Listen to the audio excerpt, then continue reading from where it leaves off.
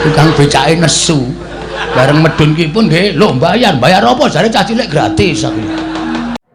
You, John Fitzgerald Kennedy, do solemnly swear. I, John Fitzgerald Kennedy, do solemnly swear that you will faithfully execute the office of President of the United States. that I will faithfully execute the office of President of the United States And will, to the best of your ability, and will, to the best of my ability, preserve, protect, and defend the Constitution of the United States. preserve, protect, and defend the Constitution of the United States. So help you God. So help me God.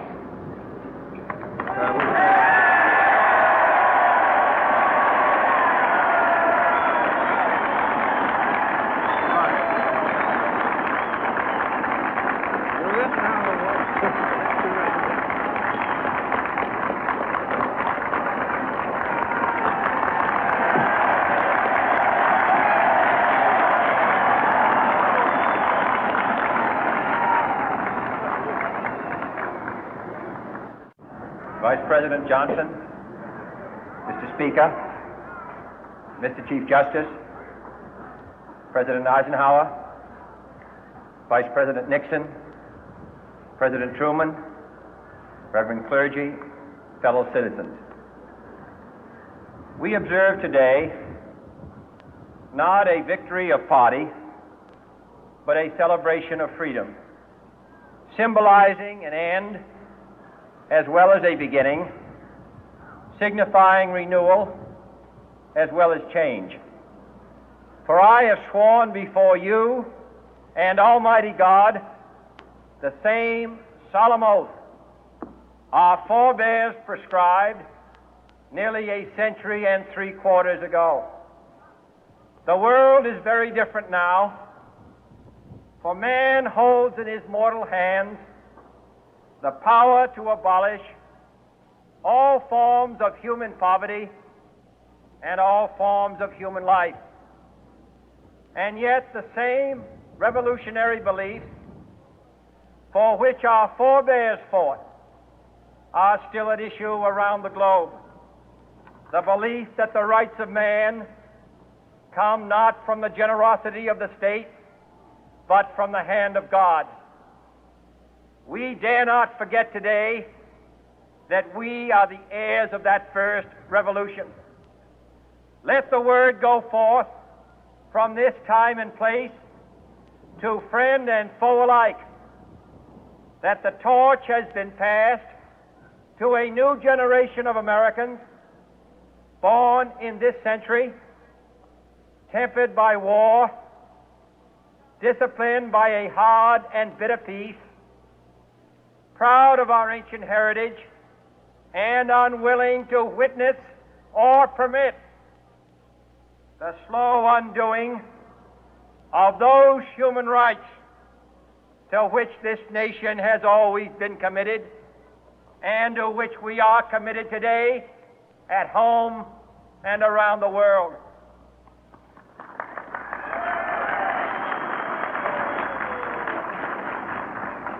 Let every nation know, whether it wishes us well or ill, that we shall pay any price, bear any burden, meet any hardship, support any friend, oppose any foe to assure the survival and the success of liberty.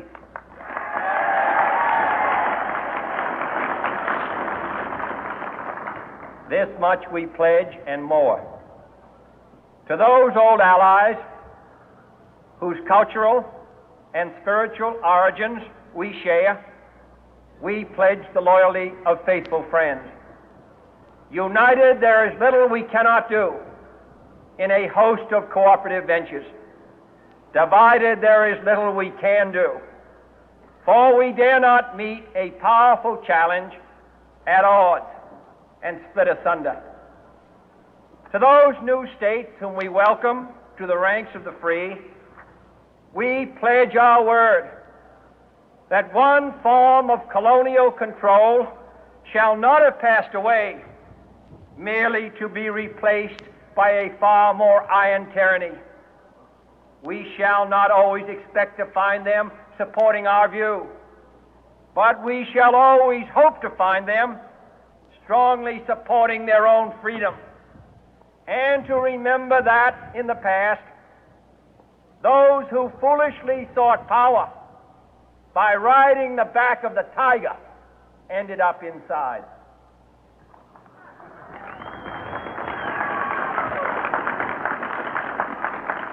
To those people in the huts and villages of half the globe struggling to break the bonds of mass misery, we pledge our best efforts to help them help themselves for whatever period is required, not because the communists may be doing it, not because we seek their votes, but because it is right.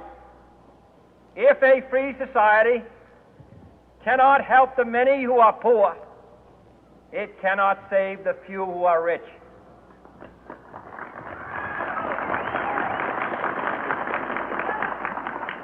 To our sister republics south of our border, we offer a special pledge to convert our good words into good deeds, in a new alliance for progress, to assist free men and free governments in casting off the chains of poverty.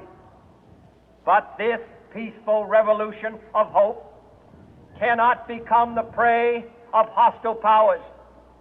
Let all our neighbors know that we shall join with them to oppose aggression or subversion anywhere in the Americas. And let every other power know that this hemisphere intends to remain the master of its own house.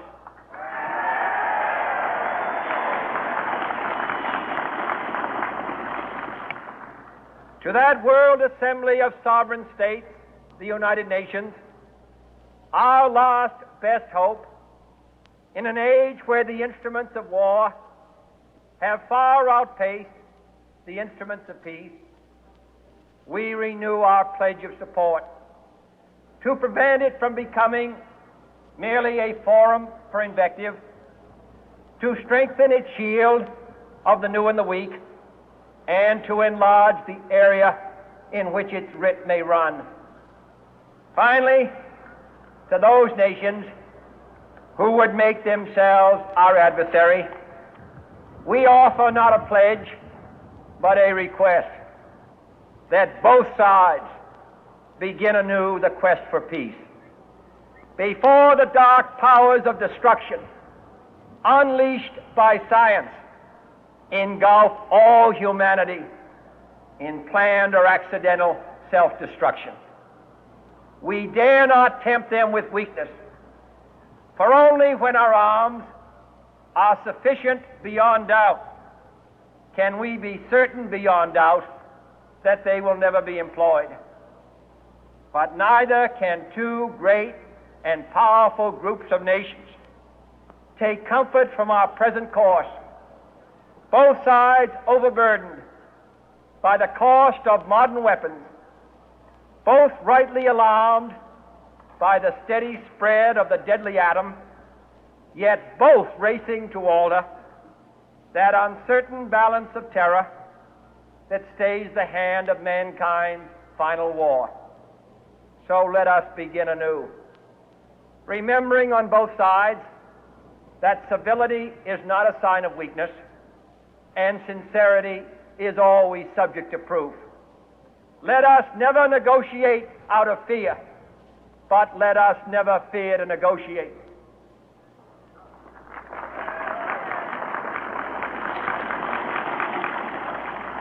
Let both sides explore what problems unite us, instead of belaboring those problems which divide us.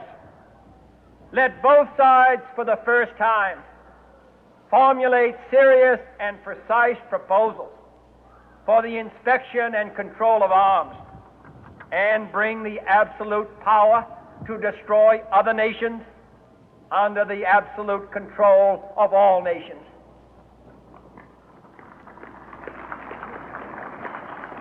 Let both sides seek to invoke the wonders of science instead of its terrors.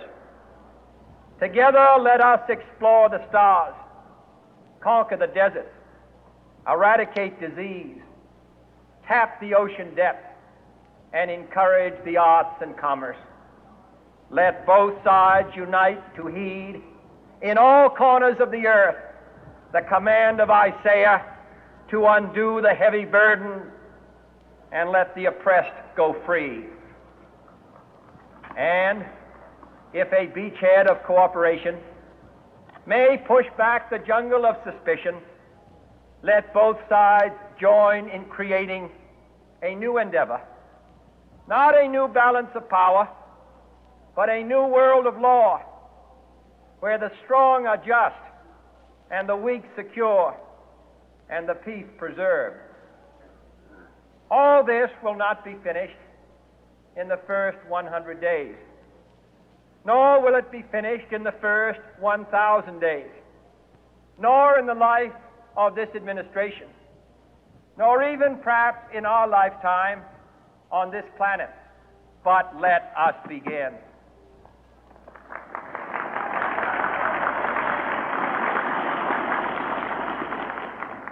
In your hands, my fellow citizens, more than mine, will rest the final success or failure of our course.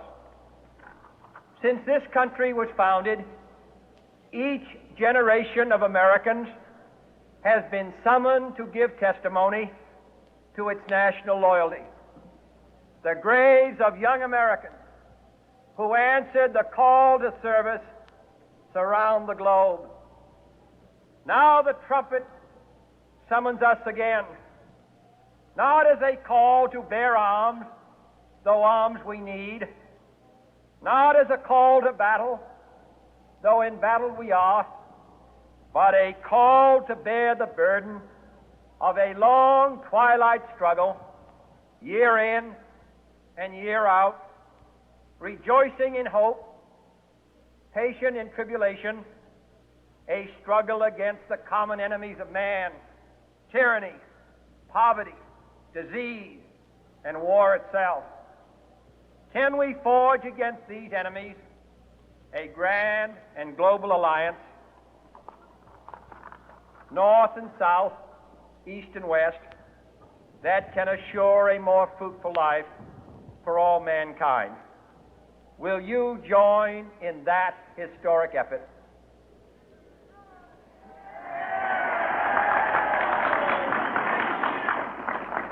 In the long history of the world, only a few generations have been granted the role of defending freedom in its hour of maximum danger.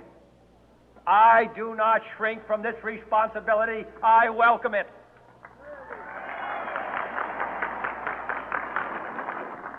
I do not believe that any of us would exchange places with any other people or any other generation. The energy, the faith, the devotion which we bring to this endeavor will light our country and all who serve it. And the glow from that fire can truly light the world. And so, my fellow Americans, ask not what your country can do for you, ask what you can do for your country.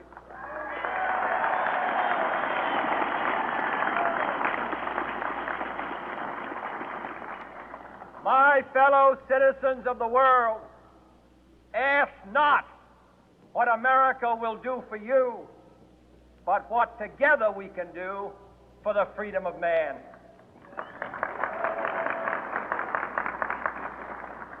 Finally, whether you are citizens of America or citizens of the world, ask of us here the same high standards of strength and sacrifice which we ask of you. With a good conscience, our only sure reward, with history the final judge of our deeds, let us go forth to lead the land we love, asking His blessing and His help but knowing that here on earth God's work must truly be our own.